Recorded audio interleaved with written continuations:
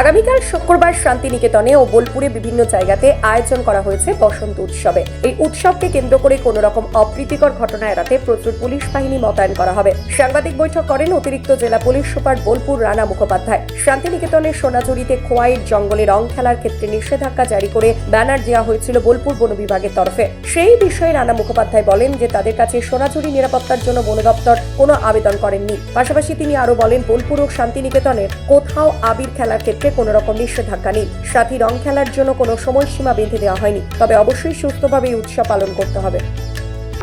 শান্তিনিকেতনের দোল একটি অত্যন্ত পবিত্র একটি ঐতিহ্যমণ্ডিত উৎসব। প্রচুর বাইরের মানুষ আসেন, এখানকার মানুষজন খেলেন দোল, তারা রাস্তায় ঘুরে বেড়ান। একটা বড় একটা আয়োজন আমাদের করতে হয়, কারণ এত উৎসব এত বড়, সবাই তার দিকে চোখ রাখে।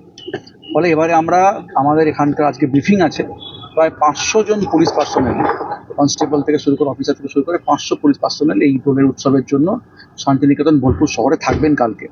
শুধু কালকে বলে না, আজকে বিকেল থেকে আমাদের অ্যারেঞ্জমেন্ট থাকবে, কারণ অনেক পর্যটক চলে এসেছেন, তারা ঘুরে বেড়াচ্ছেন, অসুবিধা যাতে না হয়, ট্রাফিক কন্ডিশন না হয় সেটা দেখার জন্য আমাদের সবসময় একটা অ্যারেঞ্জমেন্ট রাখছি।